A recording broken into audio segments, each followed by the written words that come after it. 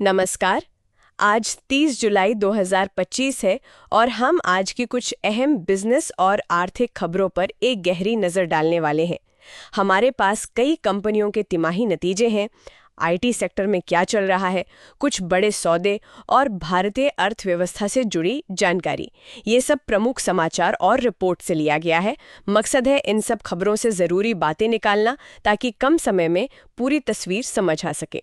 तो चलिए शुरू करते हैं। सबसे पहले कंपनियों के जून तिमाही यानी Q1 FY26 के नतीजे। लार्सन एंड टुब्रो LNT की बात करें तो नतीजे काफ़ी मजबूत दिख रहे हैं। मुनाफा 30% ऊपर, रेवेन्यू 16% बढ़ा और उनकी ऑर्डर बुक वो तो 6.12 लाख करोड़ के रिकॉर्ड स्तर पर है। नतीजों के बाद शेयर भी 4% से ज़्यादा उछला। हाँ, एलएनटी के नंबर्स तो वाकई शानदार हैं। इंफ्रास्ट्रक्चर में मजबूती दिख रही है। लेकिन हर जगह ऐसा नहीं है। पंजाब नेशनल बैंक PNB को देखें तो कहानी थोड़ी अलग है। उनका मुनाफा पिछले साल के मुकाबले 48% गिरा है, 1675 करोड़ रुपए पर आ गया। और इसकी वजह से टैक्स देनदारी का बढ़ना बताई जा रही है, तो जाहिर है शेयर पर दबाव तो था। हाँ, हालांकि एक पॉजिटिव बात यह कि उनकी एसेट क्वालिटी सुधरी है, मतलब बैड लोन्स का रिस्क थोड़ा कम हुआ है। सही कहा, तो ये मिला जुला मामला है। बिल्कुल। और भी हैं, जैसे जाइडस वेलनेस का मुनाफा 13.3% घटा, ब्लू डार्ट का भी 9% कम हुआ। लेकिन एनटीपीसी का शेयर वो नतीजों के बाद 2% चढ़ा। हाँ, तो ये नतीजे दिखाते हैं कि बाजार में कोई एक ट्रेंड नहीं है। अलग अलग सेक्टर, अलग अलग कंपनियां अलग रास्ते पर है। जैसे आपने LNT का बताया, वो कमाल कर रहा है। PNB पर दबाव है, लेकिन वहीं बैंक ऑफ इंडिया का मुनाफा 32% बढ़ा है। ग्रीव्स कॉटन भी 56% मुनाफे में। अच्छा। हाँ, और दूसरी तरफ 5 स्टार बिजनेस फाइनेंस जैसी NBFC, उनके शेयर गिरे। तो तस्वीर काफी मिलीजुली है। सही। अब नतीजों से हटकर IT सेक्टर की बात करते हैं। वहां तो काफी उथल-पुथल नजर आ रही है। सुनने में आया है कि TCS, टाटा कंसल्टेंसी सर्विसेज, वो लागत कम करने के लिए शायद अनुभवी लोगों की भर्ती रोक सकती है और एनुअल सैलरी हाइक पर भी रोक लग सकती है। हाँ, और ये खबर तब आ रही है जब उन्होंने हाल ही में 12,000 कर्मचारियों की छटनी की थी। बिल्कुल।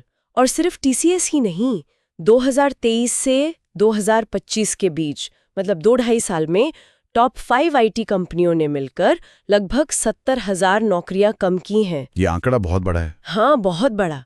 लेकिन यहाँ एक दिलचस्प मोड़ है। इसी माहौल में इन्फोसिस वो AI, मतलब आर्टिफिशियल इंटेलिजेंस, पर बड़ा दांव लगा रही है। सुनने में आया है कि वो 2025 में 20,000 फ्रेश ग्रेजुएट्स को हायर करने का प्लान कर रहे हैं। 20,000? हाँ। ये तो काफी बड़ा नंबर है मौजूदा माहौल में। हाँ, और वो करीब 2.25 लाख कर्मचारियों को AI की ट्रेनिंग भी दे चुके हैं। तो ये साफ दिख रहा है कि IT सेक्टर में एक बड़ा बदलाव चल रहा है। AI और ऑटोमेशन, ये पारंपरिक नौकरियों पर असर डाल रहे हैं, ये तो तय है। लेकिन क्या इसका मतलब ये है कि AI स्किल्स की मांग बढ़ रही है? बिल्कुल। AI स्किल्स वाले नए टैलेंट की मांग तेजी से बढ़ रही है। कंपनियां मतलब लागत कंट्रोल करने और भविष्य की टेक्नोलॉजी जैसे AI में इन्वेस्ट करने के बीच एक संतुलन बनाने की कोशिश कर रही हैं। ये तो बड़ा सवाल खड़ा करता है कि हमारी व्हाइट कॉलर इकोनॉमी इस बदलाव के लिए कितनी तैयार है। हाँ, ये वाकई एक अहम सवाल है। अनुभव जरूरी रहेगा, पर शायद AI स्किल्स के बिना आगे बढ़ना मुश्किल हो जाए। चलिए IT से आगे बढ़ते हैं। कॉर्पोरेट जगत में कुछ बड़े संभावित सौदों की भी सुगबुगाहट है। एक खबर इटली से है। वहां की सरकार शायद ट्रक बनाने वाली कंपनी आइवेको के बंटवारे को मंजूरी दे दे। अगर ऐसा होता है तो कहा जा रहा है कि commercial truck division Tata Motors को मिल सकता है और डिफेंस यूनिट लियोनार्डो को। हाँ, इस खबर के बाद टाटा मोटर्स के शेयर में गिरावट भी आई, करीब 4%। ये बड़े सौदे बाजार में हलचल तो पैदा करते हैं। सही कहा। एविएशन में भी खबर है। इंडिगो ने KLM रॉयल डच एयरलाइंस के साथ कोड शेयर समझौता किया है। अच्छा, यानी यात्रियों के लिए यूरोप जाना और आसान हो जाएगा। हाँ, एक ही टिकट पर दोनों एयरलाइंस की फ्लाइट्स ले सकेंगे। और उधर भारत फौज एरोस्पेस में विस्तार कर रहा है। उन्होंने प्रैट एंड विटनी कनाडा के साथ साझेदारी की है और 2026 तक एक नई रिंग मिल लगाने की योजना है। ये हवाई जहाज के इंजन के पुर्जे बनाने में काम आएगी। भारत फौज का एरोस्पेस में बढ़ता दखल, ये दिलचस्प है। और IPO बाजार में भी रौनक है। NSDL, national securities depository limited, उसका 4011 करोड़ का आईपीओ तो कमाल कर गया।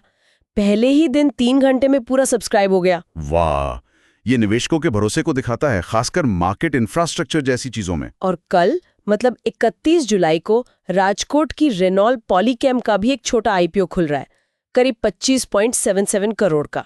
तो ये सौदे, साझेदारियां, ये आईपीओ, ये सब बाजार में गतिविधि और कंपनियों के विस्तार प्लान्स को दर्शाते हैं। बिल्कुल। अब आखिर में जरा अर्थव्यवस्था के बड़े आंकड़ों पर भी नजर डाल लेते हैं। क्रिसिल का अनुमान है कि इस वित्त वर्ष FY26 में भारत 6.5% की दर से बढ़ सकता है। 6.5%? चुनौतियों के बावजूद ये एक स्थिर अनुमान है। हाँ, लेकिन एक चिंता भी है। अमेरिका शायद भारतीय सामानों पर 20-25% टैरिफ बढ़ा सकता है और इसका असर अगस्त से ही दिखना शुरू हो सकता है। ये बाहरी जोखिम हमेशा बने रहते हैं। टैरिफ का खतरा, ये नजर रखने वाली बात है। एक अच्छी खबर टेलीकॉम सेक्टर से है। जून में 2.45 मिलियन नए वायरलेस ग्राहक जुड़े हैं। कुल संख्या अब 1.170 बिलियन हो गई है और इसमें सबसे ज्यादा ग्राहक रिलायंस जियो ने जोड़े। तो अगर आज की पूरी तस्वीर को समेटें तो क्या कहेंगे? देखिए, अर्थव्यवस्था और कॉरपोरेट जगत दोनों ही एक तरह से संतुलन साधने में लगे हैं। विकास का अनुमान स्थिर है, पर बाहरी जोखिम जैसे टैरिफ मौजूद है। हाँ, कुछ सेक्टर जैसे टेलीकॉम बढ़ रहे हैं। आईटी सेक्टर वो एक बड़े बदलाव के दौर से गुजर रहा है और कंपनियां अपने नतीजों और बड़े रणनीतिक फैसलों से बाजार की दिशा तय कर रही हैं। बिल्कुल। आज की चर्चा से ये साफ है कि कहीं मजबूती है तो कहीं चुनौती, और कहीं पर बड़ा बदलाव आकार ले रहा है। और यहाँ श्रोताओं के लिए सोचने की बात यह है, ये जो तमाम आर्थिक बदलाव हो रहे हैं, तकनीकी उथल-पुथल है, खासकर एआई को लेकर, और ग्लोबल ट्रेड की अनिश्चितता, इन सब के बीच लंबे समय के निवेश और विकास के लिए कौन से क्षेत्र सबसे ज्यादा संभावनाएं रखते हैं, इस पर आगे सोचना और खोजना दिलचस्प होगा।